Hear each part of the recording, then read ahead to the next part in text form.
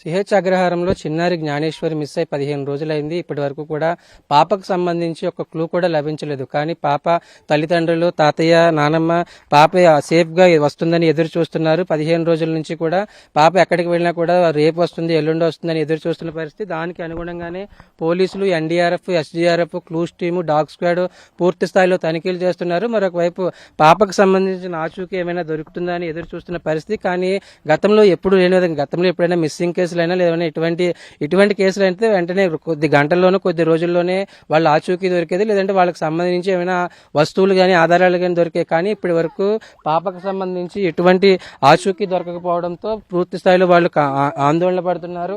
ప్రస్తుతం పాప తల్లి ఉంది. అసలు ఏంటమ్మా ఎప్పుడు వెళ్ళింది ఇంటి నుంచి? జూన్ 6వ తారీఖు సార్. అంటే అప్పుడు ఆ టైంలో ఏం చేస్తున్నారు మీరు? ఆ టైంలో నేను మా చిన్న అమ్మాయిని చూసుకుంటున్నాను సార్. ఇంక ఈ అమ్మాయి ఇంకా ఇక్కడే కదా ఆడుకుంటది అన్న ఇదిలో, లేదంటే వాళ్ళ నాన్న తీసుకెళ్ళి ఉంటాడు అనుకున్న ఆలోచన వచ్చింది సార్. ఇంకా ఆడుకుంటదిలే, ఏమైపోద్ది అన్న ఇదిలో లోన్కి వెళ్ళిపోయి చిన్న పాపని చూసుకుంటున్నాను సార్. మరి ఏం జరిగిందో ఏంటో తెలియదు కానీ వెళ్ళదు సార్ పాప. ఉండదు సార్, అంతసేపు ఉంటే మేమే ఉండదు సార్, వదిలి వెళ్ళదు సార్. ఇంకా ఎప్పట్లానే అనుకున్నాను కానీ ఇది ఇంతవరకు వస్తుందని నేను ఎక్స్పెక్ట్ చేయలేదు సార్. ఇక్కడ నుంచి పాప వెళ్ళి ఆ కొండవారిని ఒక ఆయనకి కనిపించిందంట. ఊళ్ళో ఆయన సార్ తెలుసు. ఆయన వెళ్ళి తరుణ్ అని చెప్తే ఆయన వచ్చి నాతో చెప్పారు సార్. ఇలా అక్కడ పాప ఏది అని అడిగాడు సార్. పెద్ద అమ్మాయి ఎక్కడ ఉందని అడిగితే వాళ్ళ నాన్న దగ్గర ఉందని చెప్పారు సార్. ఫోన్ చేసి కనుక్కుంటే తను చేస్తే నా దగ్గర లేదు, వాళ్ళ అమ్మ దగ్గర ఉందని చెప్పాడు సార్. అవును సార్, పెట్టి వెళ్ళేటప్పుడు పాప లాన్ కోసం ఏడ్చింది సార్. మీరు చూసా ఉంటారు రికార్డులో. పెద్ద అమ్మాయి మీద చేయి కూడా వేసాను నేను, రామ్మంటే వచ్చింది కాదు. ఇంక ఈ అమ్మాయి ఆడడంతో ఇంక ఈ అమ్మాయి ఎక్కడే కదా ఆడుకుంటుంది, ఏమైపోతులే అన్న ఇదిలో నేను చిన్న అమ్మాయిని చూసుకుంటున్నాను సార్. వెంటనే అవన్నీ వచ్చి మాకు చెప్తే అప్పుడు పాప కనిపించలేదని తోట మొత్తం వెతికాను సార్. వెతికిన తర్వాత ఎక్కడా కనిపించలేదు. ఊళ్ళో వాళ్ళు చాలా మంది వచ్చారు సార్, ఒక దాదాపుగా ఊళ్ళో చాలా మంది వచ్చారు. వాళ్ళందరికీ మేమేమనుకున్నాం అంటే ఎక్కడైనా నిద్ర అయిపోయిందేమో, లేదంటే ఎండకి ఎక్కడైనా కళ్ళు తిరిగి పడిపోయిందేమో అన్న ఆలోచనలో వెతికాం సార్. ఇంకా ఆ రోజే కూడా చాలా పెద్ద బీభత్సంగా వర్షం వచ్చింది సార్.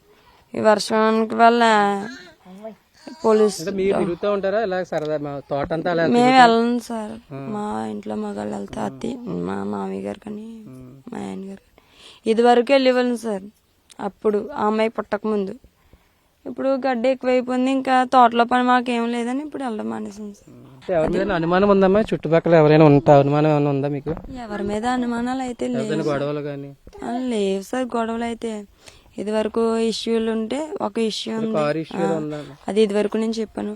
అది కూడా డిపార్ట్మెంట్ కి చెప్తే ఆ కోణంలో కూడా ఎంక్వైరీ డిపార్ట్మెంట్ అయితే స్టార్టింగ్ నుండి ఇప్పటికి 15 రోజులు కావస్తుంది. అప్పటి నుంచి ఇప్పటి వరకు ఒకే సపోర్ట్ తో ఉన్నారు సార్. ఇప్పటికీ నేను ఎంత ధైర్యంగా ఎంత ఆస్తో ఎదురు చూస్తున్నానండి. డిపార్ట్మెంట్ నాకు ఇచ్చే సపోర్ట్ వల్ల సార్. వాళ్ళు ఇంత కఠినంగా ఇంత స్ట్రిక్ట్ గా తీసుకోకుండా ఏదో నార్మల్ కేసుల్లో తీసుకొని వదిలేస్తే పాప మీద ఆశలు వదిలేసుకునే వాళ్ళు మేము సార్. డిపార్ట్మెంట్ ఏంటంటే చాలా అంటే పేరున చాలా నేను ఇంకా మాటల్లో కూడా తెలియదు సార్. మనం అంటున్నారు.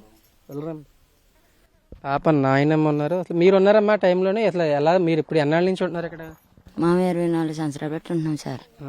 24 సంవత్సరాలు పెట్టి ఉన్నప్పుడన్నా మాకేమీ జరగలేదు సార్. జంతువులు రావడం, పాములు రావడం ఇలాంటివి ఏమీ లేవు సార్. మరి జరగక మరి ఇప్పుడు ఇలా జరిగిందంటే మరి చాలా చిత్రంగా జరిగింది సార్. మరి ఇన్నాళ్ళు పెట్టి జరిగింది, ఇప్పుడు జరిగిందంటే మాకు భయంగా ఉంది కదా సార్. ఇన్ని సంవత్సరాలు పెట్టి ఉన్నాం, దేనికి జరగలేదు, ఇప్పుడు ఎలా జరిగింది అనిపిస్తుంది మాకు. అనిపిస్తుంది సార్, అనిపిస్తుంది. కానీ పాప వస్తుంది, ఇవాళ వస్తుందో రూపాయి వస్తుందో అని ఇలా చూస్తా ఉంటున్నాం సార్. లేదు సార్, ఆ పాప వాళ్ళ నాన్న వాళ్ళ అమ్మ. నన్ను పాప గారు ఇంటికి వెళ్ళాను సార్, మా అమ్మ వాళ్ళ ఇంటికి వెళ్ళాను. శుక్రవారం నాడు నన్ను వెళ్ళాను, శుక్రవారం నాడు పాప వెళ్ళిపోయిందని ఫోన్ చేసి సార్. ఇంకంతలోనే ఇలాగైపోయింది సార్. మరి ఏమంటున్నారమ్మా చుట్టుపక్కల వాళ్ళు కానీ మీ బంధువులు? చుట్టుపక్కల మా బంధువులు, మా వంకోలు, ఆడంకోలు మన చుట్టూ ఎక్కడ లేదు. పాపతోనే కిడ్నాప్ అయిపోయింది. పాపతోనే ఏమి ఎక్కడ ఏం జరిగినా సార్ మరి మనకి ఏదన్నా ఏ గాజో ఏ పోసో ఏ బెడ్డో మనకు ఆనవాళ్ళు దొరుకుతాయి కదా సార్. అలాంటివి ఏమి జరగలేదు సార్. మరి కిడ్నాప్ చేసింది సార్. ఇది అంతా ఎవరు చేశారని ఏదో చెప్పాలి కదా వాళ్ళు ఏం కావాలని. ఏదో అది వాళ్ళు ఏం చేశారు. అంత గొడవలు ఉండవు. గొడవలు ఎవ్వరితోటి గొడవలు కానీ వాళ్ళకి వచ్చి సార్ మా వచ్చి ఒకరితోటి గొడవలు పెట్టుకున్నా అన్న మాట్లాడదు సార్. మనకైతే అందరూ పాతికేళ్ళు ఇక్కడ మొదలెట్టారు ఇక్కడ. మా ఆయన నన్ను మా పిల్లలు సంవత్సరం పిల్ల అప్పుడు మా పాప సంవత్సరం మా పిల్లాడికి 2 సంవత్సరాలు. అప్పటి నుంచి ఇక్కడ ఉన్నాం సార్. మా వద్ద ఆ పిల్లలు బరిలోకి వెళ్ళేవాళ్ళు వచ్చేవాళ్ళు. నన్ను పనికి వెళ్ళిపోయేదాన్ని వచ్చేదాన్ని అంతవరకు దాకా చూసుకునేవాళ్ళు. ఇప్పుడు వస్తే ఏం తేడా లేదు సార్. మరి ఇవాళ మనకి ఎలా చిత్రంగా జరిగిందంటే చాలా రాంగ్గా జరిగింది సార్. మరి ఎవరు చేసిందన్నది మనకు తెలియలేదు. ఎవరి మీద అనుమానం పడాలన్నది తెలియలేదు సార్ మనకి.